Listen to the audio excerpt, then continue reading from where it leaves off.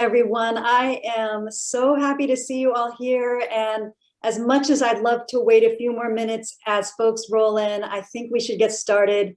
As you all know, our amazingly hardworking staff has us planned down to the minute. So I'm going to go ahead and honor all of our staff's hard work and get us started here. Welcome, make yourselves at home. I'm Debbie Klein, president of the Faculty Association of California Community Colleges, and I teach anthropology at Gavilan College. I am so thrilled to be here with you all this morning. I hope you're excited to be here too. I want to welcome our 120 students and our 120 faculty and all of our system partners and our allies. And to get us started, I'd also like to offer a few thoughts from my heart to help frame our conference. So we have come together during auspicious times, full of hope and potential. Many of us are, and our families are getting our vaccines. That's super important and so hopeful. We are still reeling from a horrendous 2020, the overlapping crises of the pandemic, anti-Black and now anti-Asian violence, raging wildfires, and a lack of leadership at the national level that threatened the foundation of democracy, the election of Kamala Harris and Joe Biden and the organizing successes of Stacey Abrams saved our nation from a hostile takeover by white supremacists and authoritarians. Our communities of color and women of color in particular have modeled the power of organizing. Let us join in coalition and learn from this model. Because we are still in the early days of the new administration, many of us are still experiencing the trauma of living through these crises and dealing with uncertainty in our lives. Thank you for being here today and joining in community to listen, learn, and take action. I am proud to be a California Community College instructor who believes in education as the practice of freedom. As a mixed heritage, Jewish, queer, anti-racist, feminist teacher and activist from the East Coast, I draw strength from my intersectional experience in the world. If my lifetime of experience participating in social movements and collaborating with people from different cultures has taught me anything, it's that my journey of lifelong learning will always continue. At this moment, I've been learning how to engage in honest reflection and mindful practice when communicating with faculty and students who have been systemically marginalized. And I'm drawing on my experience to continue fighting alongside each of you for racial, economic, and gender justice. Very recently, some students brought to my attention the need to create liberated spaces for honest conversation around anti-racism, white supremacy, part-time faculty equity, and more. Over the past few weeks, I've been reflecting with colleagues on how FAC can do an even better job providing safe spaces for our discussions, and then turning our ideas into bold actions that bring liberatory changes into our colleges and communities. I want to give a shout out to my collaborators for helping make FAC a stronger organization. Together, we came up with a community agreement to guide us as we engage in teaching and learning over these next few days. Before we begin our breakouts, Evan Hawkins and I will read our agreement aloud. I want to wrap up here by sharing a quote from Heather McGee's interview about how cross-racial coalition building is essential for liberating us all. The message of the book, The Sum of Us, is quite simple. It's that racism has a cost for everyone. Now more than ever today, racial division as a tool wielded by those who are the wealthiest, the most powerful, and the most self-interested is something that breaks down potential coalitions between people who share a common struggle. It makes us demonize one another when in fact we should be linking arms to improve all of our lives. And it impoverishes everything we share in common, from our air to our infrastructure, to our systems of education and our democracy itself. Racism has a cost for everyone, and ultimately when we can create cross-racial solidarity, we can all benefit. As we engage in this critical coalition building work, let's take inspiration from Michelle Alexander's wise words. Our only hope for our collective liberation is a politics of deep solidarity rooted in love. As we come together to advocate for faculty and students, we need everyone. Every one of our voices, experiences, and perspectives is needed to lift our system to a higher level of funding and to develop an inclusive environment in which our differences are valued and seen as essential for our collective growth. Let us love supremely, laugh together, and become better allies for each other in service to our faculty, students, colleges, and communities. We are dedicating these 2 days to the memory of Dean Murakami, former FAC president and beloved hero to our FAC family and beyond. We will recognize Dean's life and accomplishments while honoring him with the John Vasconcelos Advocate of the Year Award later today. Please join us in celebrating Dean during this year's conference. We have a great program and look forward to spending these next few days with you. And we're looking forward to advocating together during our week of action, which starts this Monday and ends on Thursday, March 18. And a little housekeeping before we begin. Please be sure you are on mute. And for all of you all on Twitter, please use hashtag AP2021. And don't forget to tag us at FAC.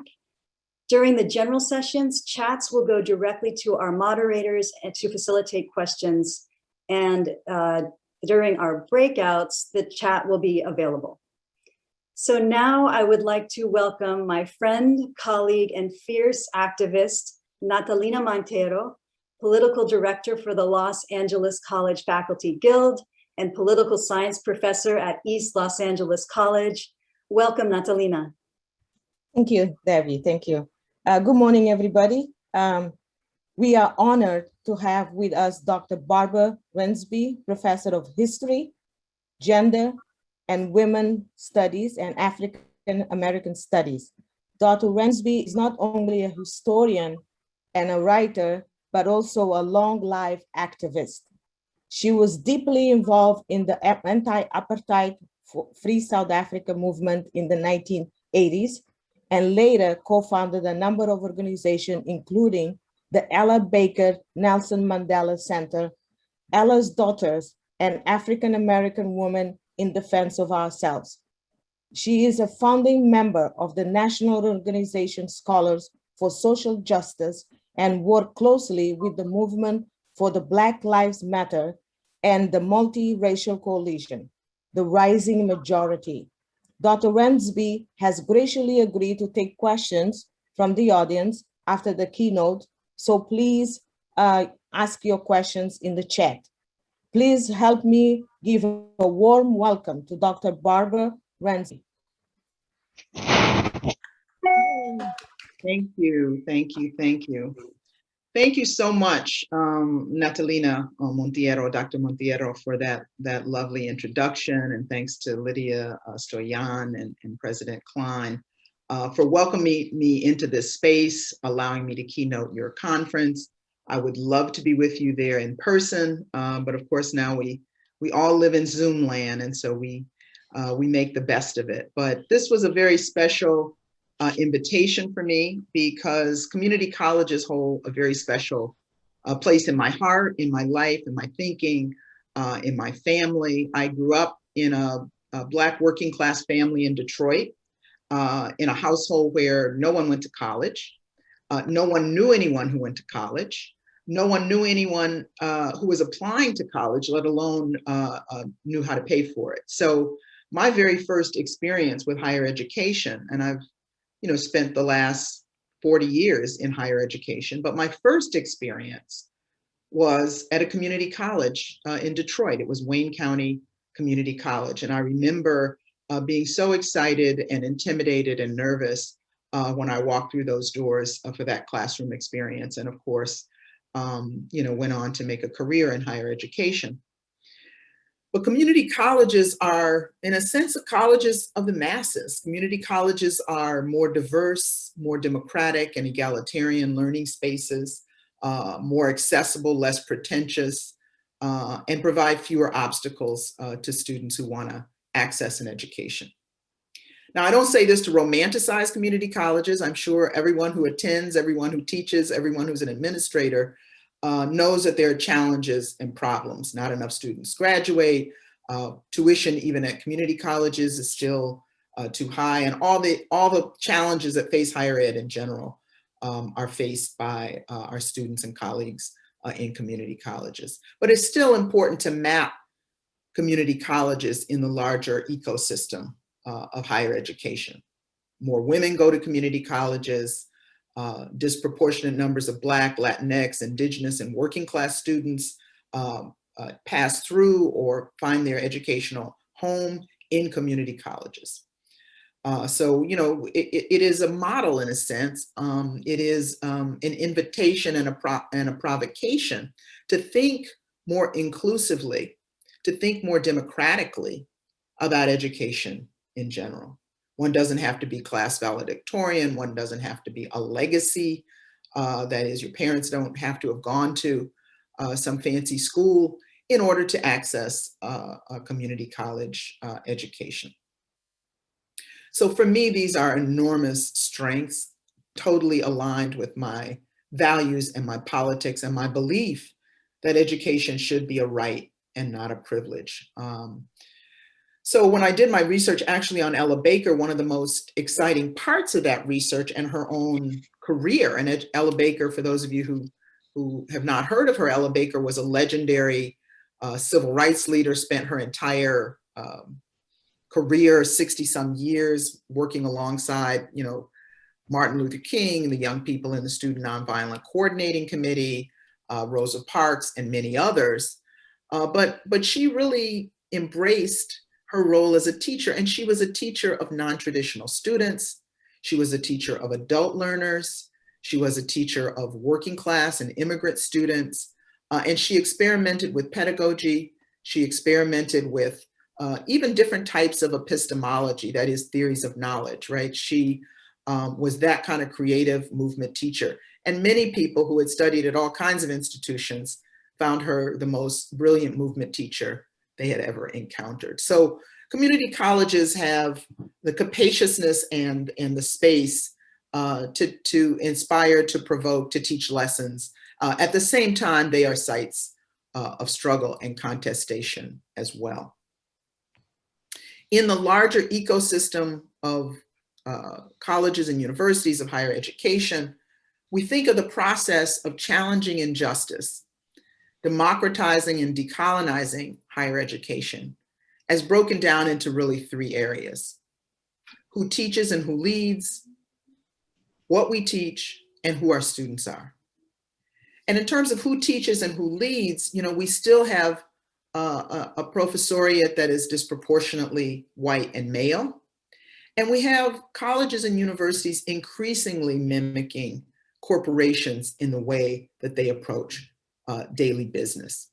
We have, in terms of who teaches, a growing hierarchy of adjunct teachers and precarious workers without the benefits of tenure, teaching multiple classes under adverse working conditions with oftentimes the same credentials as people who end up on a tenure track. So enormous disparity, and that's a big fight. And I think, you know, organizing ourselves and fighting for working conditions and aligning ourselves with one another, as well as with campus workers, is one of the challenges of democratizing and decolonizing higher education.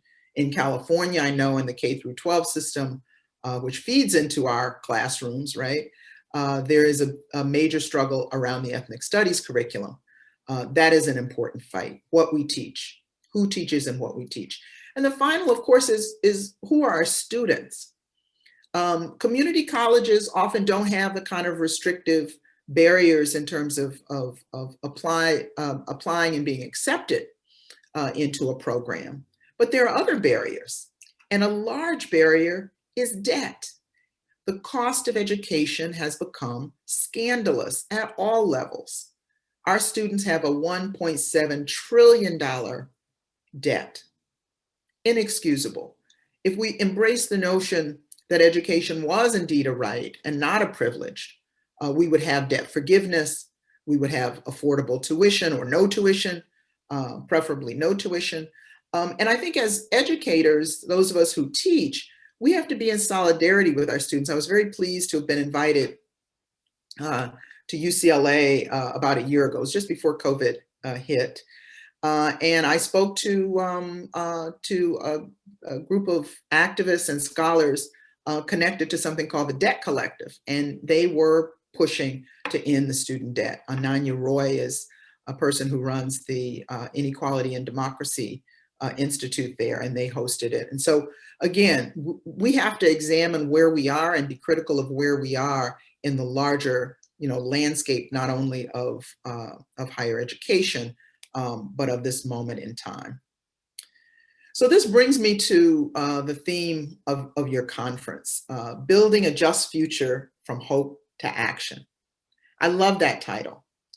And we can only build a just future if we acknowledge the moment that we are in. And President Klein alluded to this. We have seen the conjuncture of multiple crises. 2020 was a year like no other. And I'm a historian by training, so we don't tend to overemphasize historical pivots, but that was a historical pivot, a point after which things will indeed be different in one way or another. We've all been changed. So this pandemic that struck, that turned our lives upside down and inside out, also opened the possibilities for us to rethink ways of doing things, ways of being. I wouldn't dare say that it was a silver lining, because too much death, trauma, and tragedy has happened.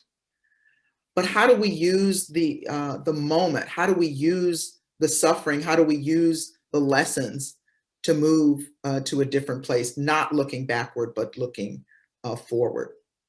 In addition to the COVID crisis, of course, we had a Washington administration, a White House like no other, a presidency like no other, filled with vitriol and unprecedented behavior. And unprecedented sounds like a mild description.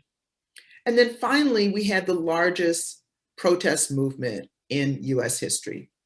Estimates were that up to 26 million people in 50 of the 50 states, in the middle of a pandemic, a life-threatening pandemic, protesting police violence and racism.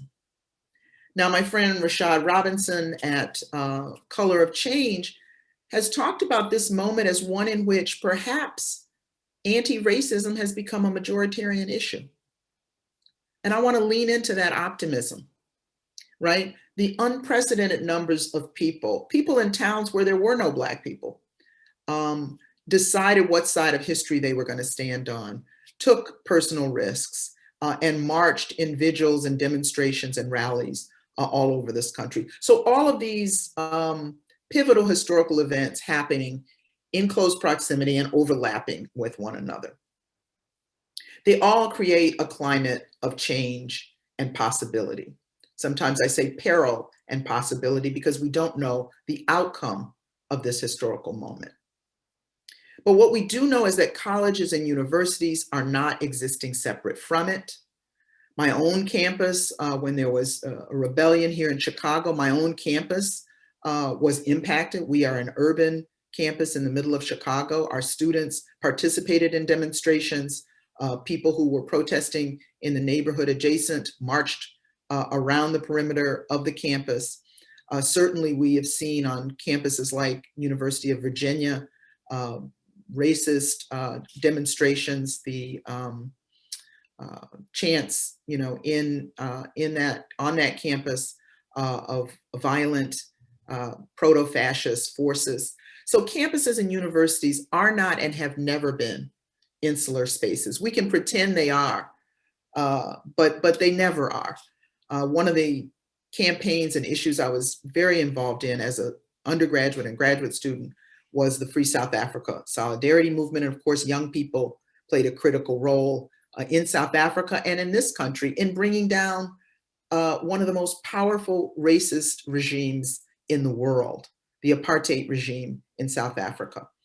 Young people in their teens and early 20s leading demonstrations in townships like Soweto and Alexandria. And I'm speaking now to the young people that might be listening, that you are historical actors. You are agents of history. You might not feel like that And as individuals, we are so much less powerful than we are in collective. So when we see great movements underway of collective action, it behooves us to look carefully and to link ourselves to those movements if they're aligned with our values.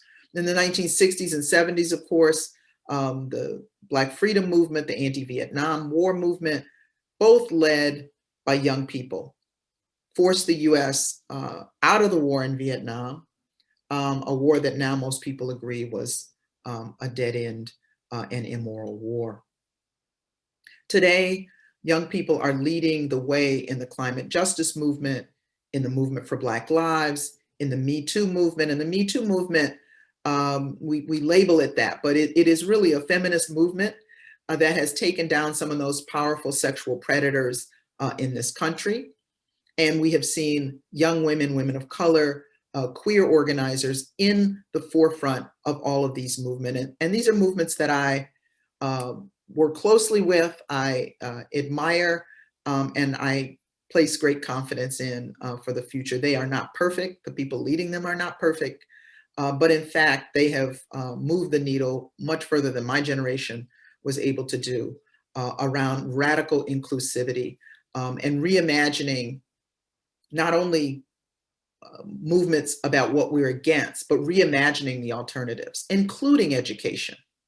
There is political education throughout all of these movements involving artists and creative pedagogies and so forth. And we have a lot to learn as educators in more formal settings from people organizing in these settings. So, you know, this is the moment we're in. It is a moment that Dr. King might have called the fierce urgency of now. He talked about that and talking about his own time, but it's a moment of possibility. We have seen all kinds of advances through the demand for defunding the police and reforming the police, and those demands span from accountability measures to actually moving dollars away from policing toward services for communities that need them. We've seen changes in terms of consciousness around race. We have seen changes in terms of accountability around gender, all in the climate where the threats represented by July 6th, what I would call a genuinely proto-fascist movement, that is a movement that has the potential to evolve into a fascist movement, the attempted coup on July 6th, points to a very different vision of the future. A backward-looking vision that wants to map the racism and violence of the past onto the future, and certainly inserting it into the present. So there is a fight to be had. It is a fight of ideas. It is a fight around organizing. It is a fight around policy, but it is also a fight in our classrooms, in our research projects, in our studies, right? How do we make sense of the world? And how do we invite our students into an engaged practice with ideas? Education is not just about going off to some scenic remote campus and pondering great things and then returning to the world. Education is about understanding the world in order to change it. And that's our challenge. That's our urgent obligation in this moment. And many people are stepping up to and into that work. I'm very excited about a new project that we just launched at University of Illinois at the Social Justice Initiative where I work. It's called the Portal Project. And it's a project that has borrowed from an Arundhati Roy quote, which I'll actually read to you in just a minute. But it borrows from Arundhati Roy's notion of pandemic as portal. Naomi Klein, who is actually one of the Marielle Franco Fellows in our Portal Project program, along with Angela Davis and Robin Kelly and Kiangi Amata Taylor. But Naomi Klein talks about disaster capitalism. And she looks at ways in which disasters become opportunities to further exploit, to further advance the interests of elites, to insert policies or advance policies that would not have been able to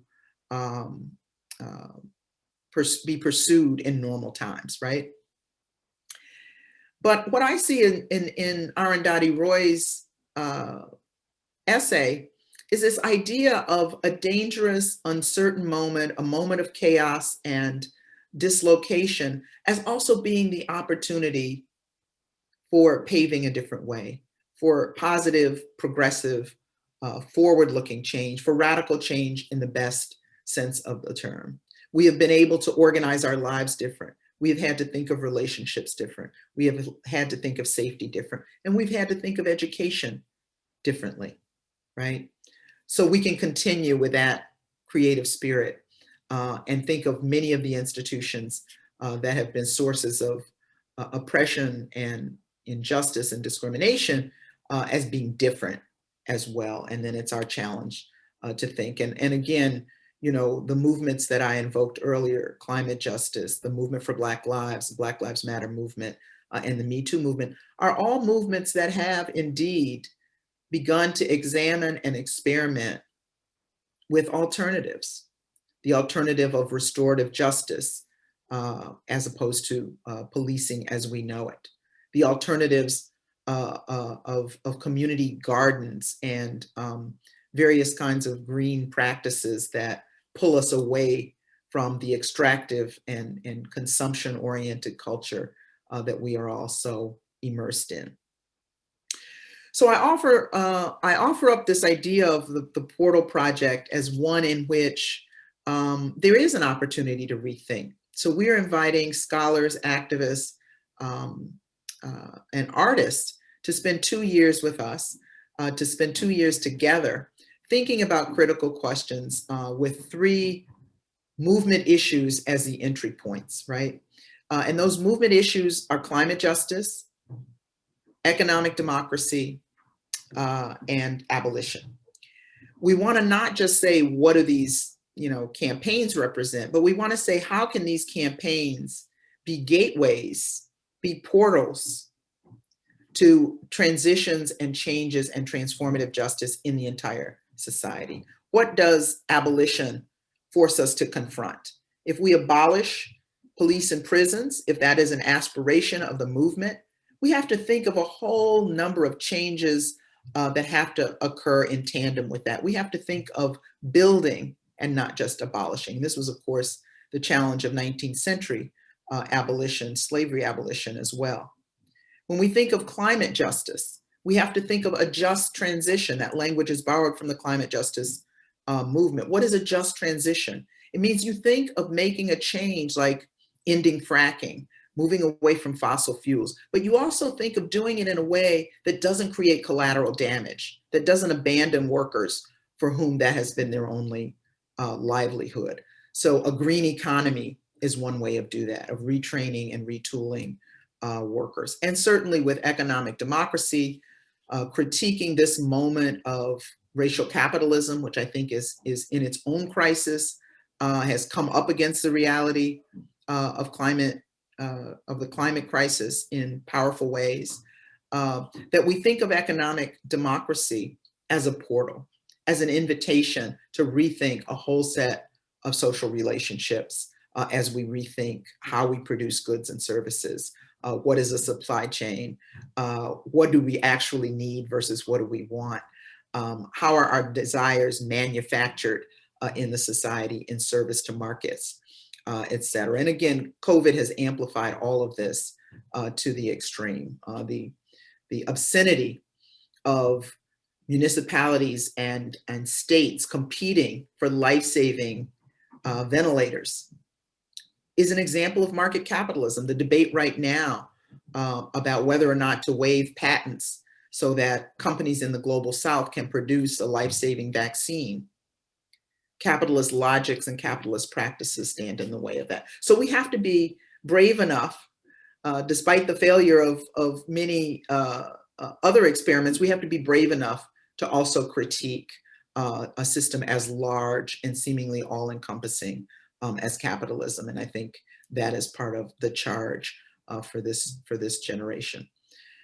So I think I'll stop there. But in closing, I really would like to share with you the full quote from Arundhati Roy, the quote that inspired the formation of the Portal Project. And again, if I didn't explain it, say this in my explanation of it, Portal Project will be offering public programs, will be engaged in artistic interventions that will be shared with a larger public. We'll have a conference at the end of the year and a publication at the end of next year. So there'll be opportunities to find out more, to engage us and so forth. And if you go to the Social Justice Initiative at UIC, you will find a little bit more information, but it's something I'm very excited about. So Arundhati Roy's beautiful essay, Pandemic as Portal, which has now been widely circulated, was the inspiration for our work. And she continues to be an inspiration in a lot of the work that I do. Her internationalism, her merging of literature and art with politics is something that I think offers us a great deal. But the larger quote goes like this. Whatever it is, coronavirus has made the mighty kneel and brought the world to a halt like nothing else could. Our minds are still racing back and forth, longing for a return to normalcy, trying to stitch our future to our past and refusing to acknowledge the rupture, but the rupture exists.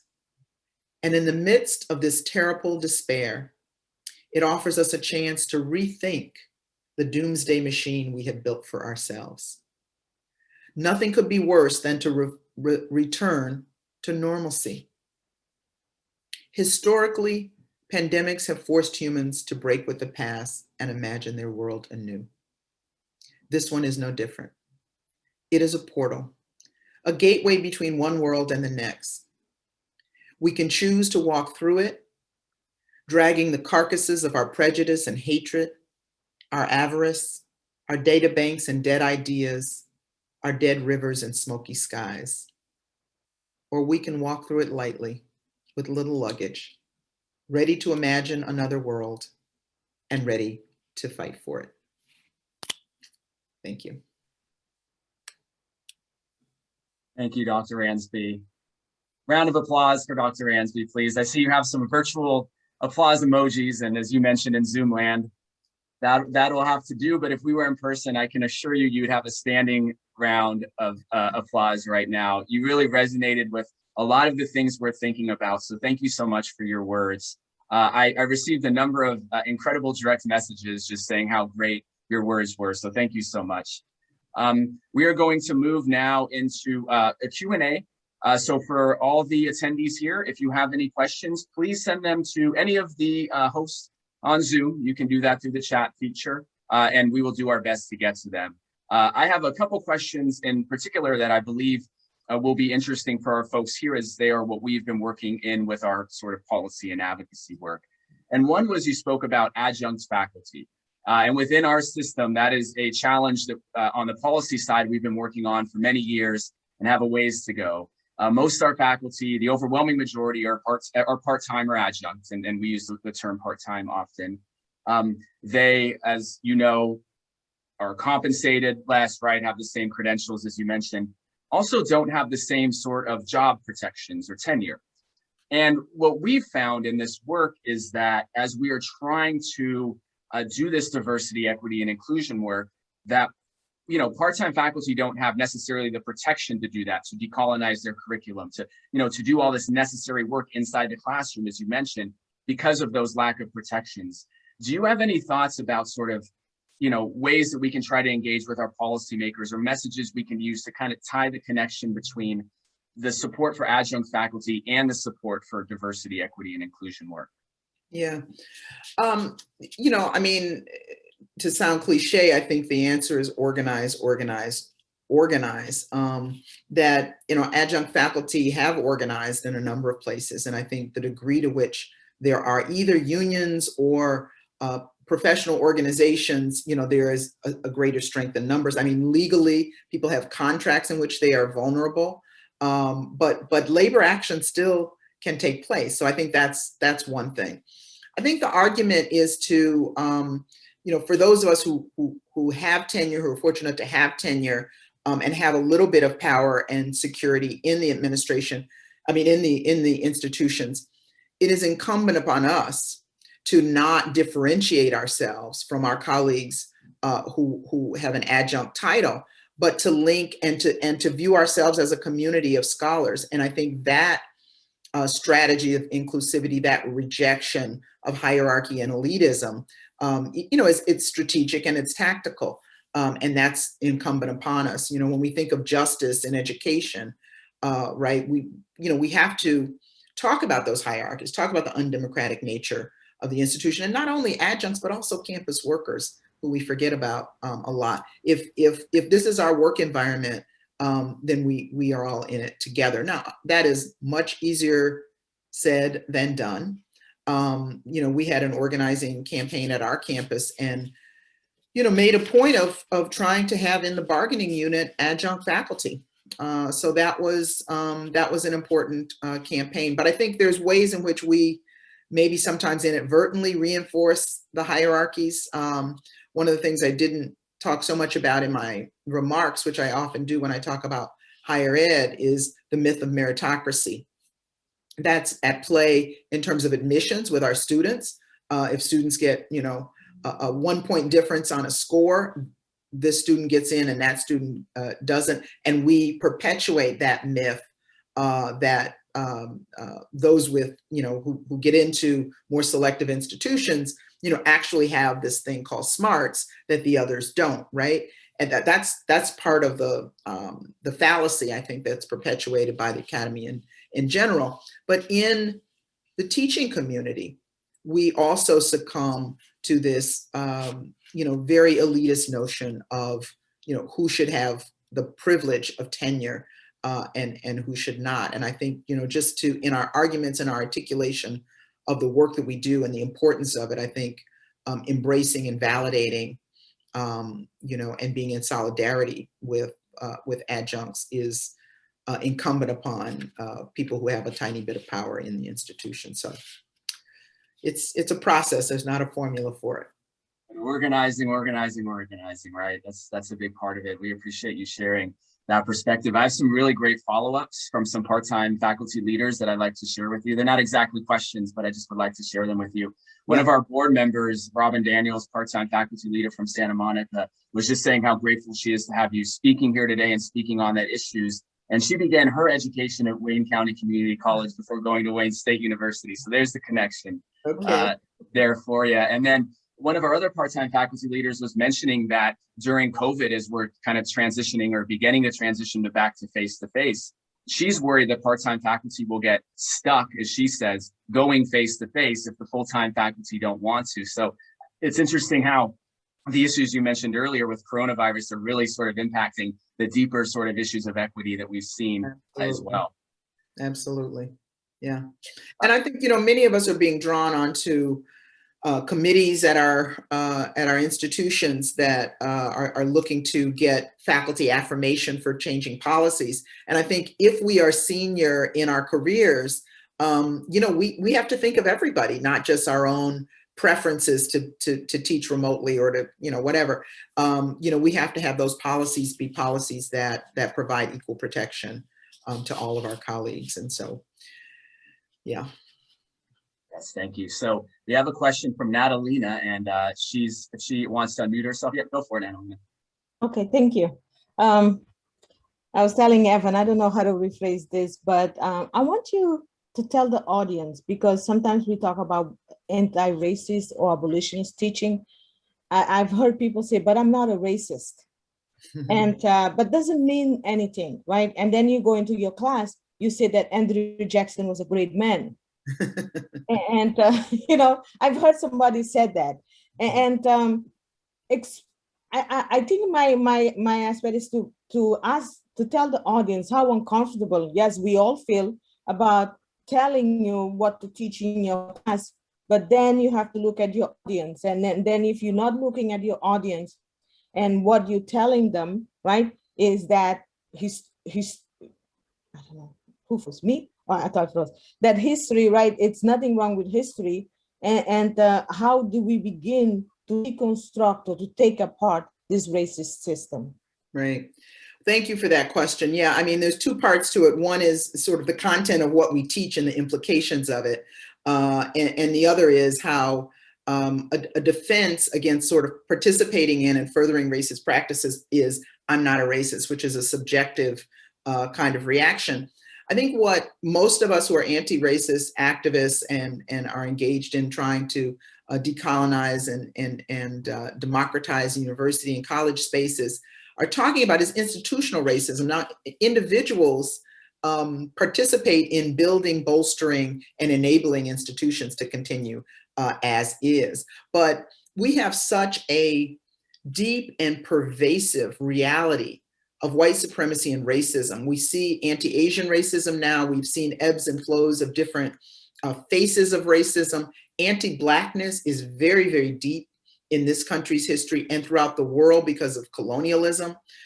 So we almost don't have to do anything for those ideas and the harm and the violence that they perpetuate to exist. You have to actively intervene to disrupt that in your classroom, in your thinking, and in your practices. And so, so when someone says, I'm not racist, meaning I'm not thinking a racist thought toward this person, but are you thinking about how you are undoing and correcting, right, racist assumptions, white supremacist notions, and white supremacist structures? And so that's the question, for individuals. And, intent and impact, we know the difference between intent and impact.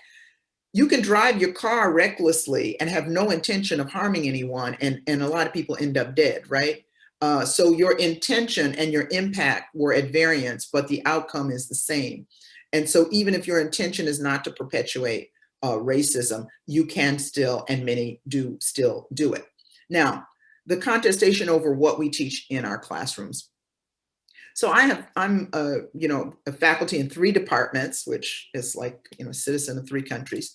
But 2 of those are interdisciplinary units that would not have existed if not for a movement in the streets of women and feminists in one case for gender and women's studies, Black and people of color and Indigenous folks in the other case for the creation of Black studies and Africana studies. The Academy didn't benevolently decide, oh, we've taught a history that marginalized these communities and these narratives into the margins for generations. We're going to correct it. It was struggle and many people who never set foot in those classrooms that created the space that I occupy, that many of us occupy in interdisciplinary programs. So our knowledge base is not a fixed thing. We're always forced to expand, to reconsider, to rethink, right? And the way that of course, people should teach, Andrew Jackson, but they should also teach the racism that permeated the policies that he defended and many of the things he said and did.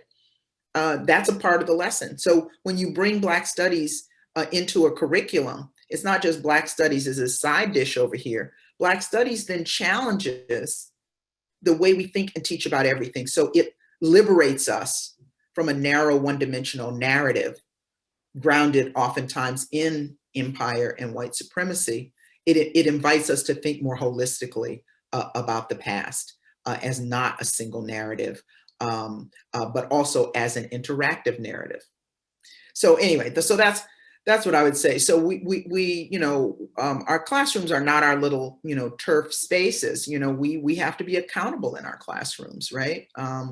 Students take those ideas skewed or illuminating out into the world. And so we have to think, what we teach and how we teach. And it's always a choice. We don't teach everything.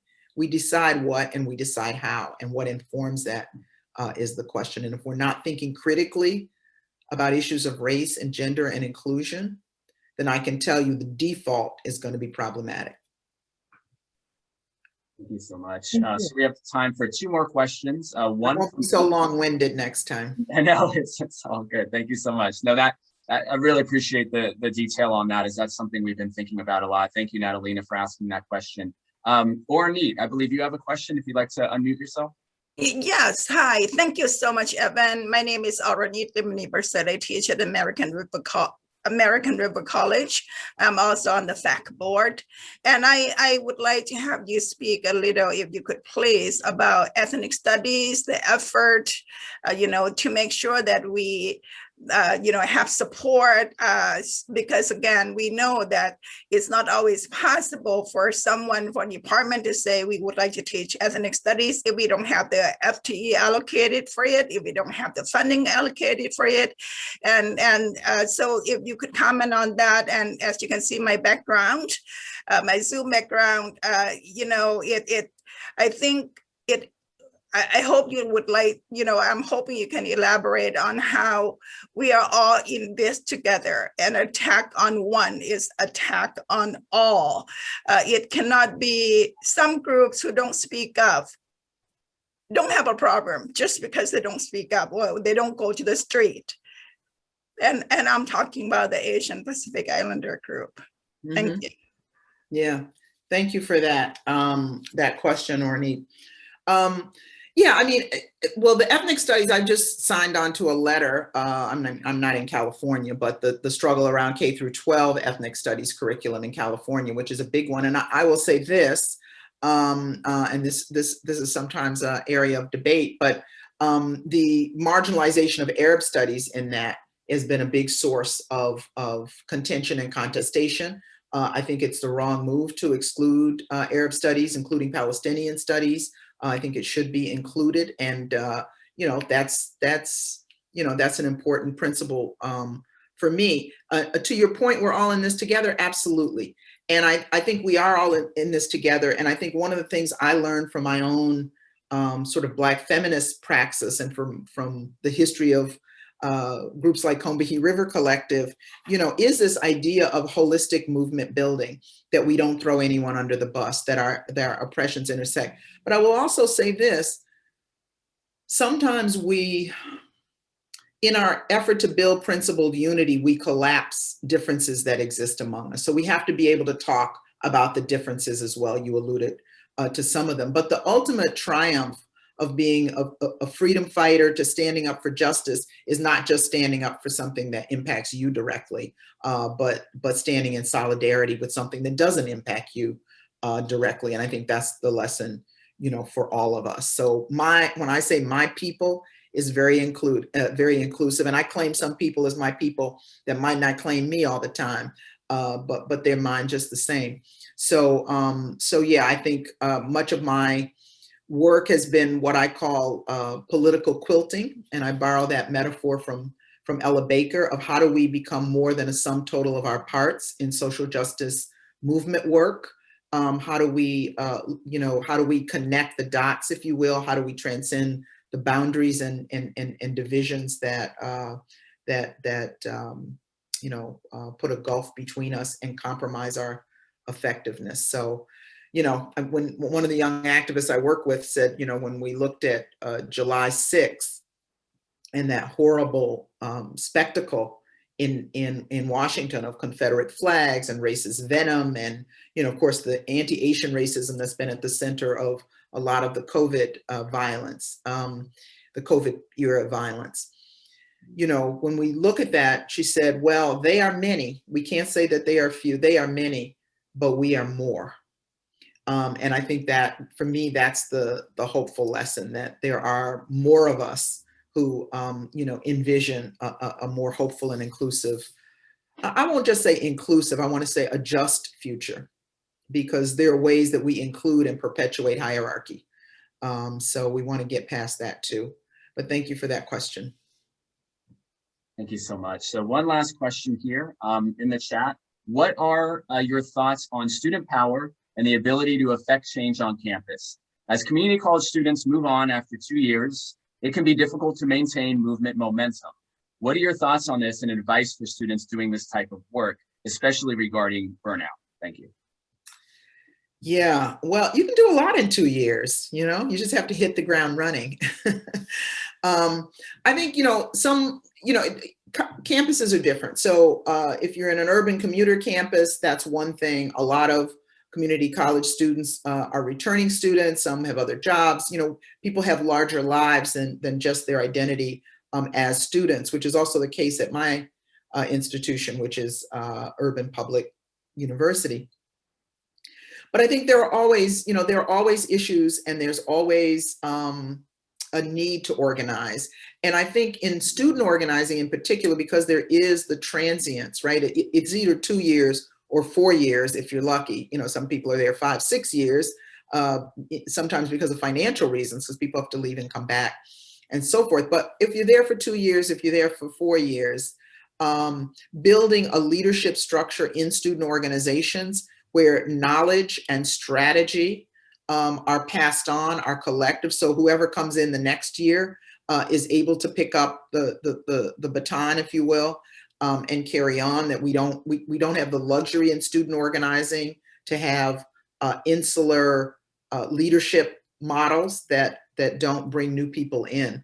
So that's one thing. I think learning, you know, linking to communities as well. If you are in a community, when I did student organizing at first at Columbia University in New York, and then at University of Michigan in Ann Arbor, one of the things that sustained us was we linked to the larger community around the campus. And many of them have knowledge of the institutions, have grievances themselves, and have ways of passing on knowledge, you know, about resistance to various practices on campuses. So that's what I would say. And I would also say, you know, plug into national networks of students organizing. There again, there's this big campaign around student debt, which is one, but also around defending ethnic studies and defending Black and Africana studies, Latinx studies, and so forth. You know, however they manifest on our various campuses. So linking to national struggles will also allow you to,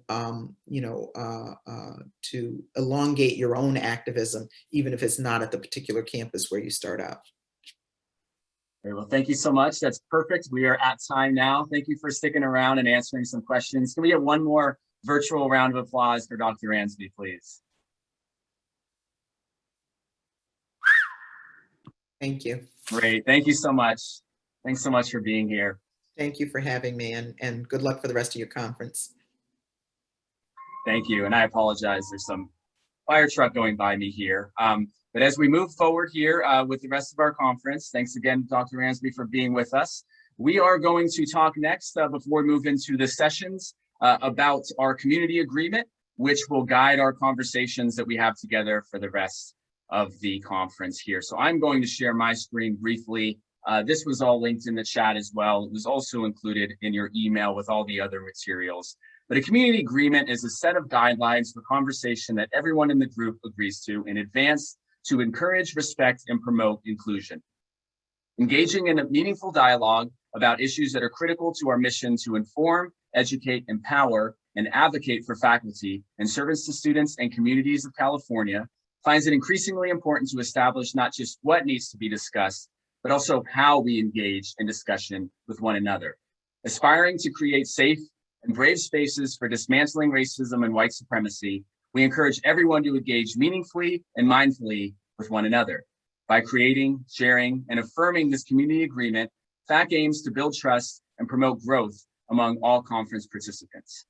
In the spirit of support, empathy, equity, conference participants agree to respect one another's identities, backgrounds, boundaries, and viewpoints, be aware of the environment, recognize one's positionality, institutional as well as personal, in relationship to others, consider the impact of one's words regardless of one's intentions, engage in active listening, be fully present, step up, step back, share the space, be mindful of the time and the space you are occupying, maintain curiosity rather than judgment, keep an open mind, we're here to learn from one another.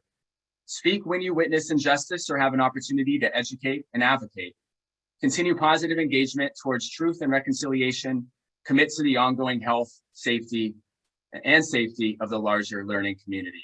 And President Debbie Klein will read the rest of the community agreement. Great, thank you, Evan. I just wanted to give a shout out to the De Anza Public Policy School interns for your help with this document and thinking through it with us. Facilitation. The whole group takes responsibility for supporting the facilitators. keep an eye on time, help keep the conversation on topic and relevant, help prevent or interrupt attempts by individuals or groups to overpower the group, summarize discussion, synthesize people's comments when helpful, and note key areas of agreement to help move the group forward. Ensure the group upholds the community agreement. Zoom etiquette, remember to mute yourself while others are speaking. Raise your hand during the Q&A session for any questions. Refrain from comments not related to the presentation or discussion. Respect the privacy and personal information and images of others. And anyone unwilling to observe the community agreement will be removed from the Zoom room. Thanks. Thank you. So next up on our agenda here are our sessions, our breakout sessions. So moving forward, what you should see now is the ability to join a breakout session. It should be at the bottom of your screen. You should be able to have an option there to click and join whichever session you want to be a part of. At the bottom, again, you will see 4 small squares that say breakout rooms. If you click that, you'll have a choice to choose between which breakout room you want. You can also move room to room if you would like to. If you have a cell phone, you can see those squares as well and enter a breakout room. You just must tap your screen on your Zoom app, and then they'll show up in the left corner. So you'll be able to see them there. If you don't see the rooms right now, it might possibly mean that you have an older version of Zoom. If that's the case, no worries. We will have a link in the chat where you can click and download that. It should only take about 60 seconds. You will likely be removed from the meeting, but then you can sign right back in. You should be able to access the Zoom rooms then. And if for some reason that doesn't work, please stay in this room. We will manually add you to whichever room you would like to be a part of. So we'll make sure we get you taken care of as the fact staff will be in this room helping out. So we have a break right now for 4 minutes. So at 11:05, the sessions will begin. And then after the sessions, we have a lunch break that goes until 1 p.m. So everybody, please return to this room, at this link, excuse me, at 1 p.m. after the sessions, and we will see you then. Thank you. And Evan, you're paying for lunch for everyone, right? Yeah, yes, Nikki, sure. Okay. Thank you all for being here. I know we wish we could have lunch in person, but hopefully next year we'll be able to.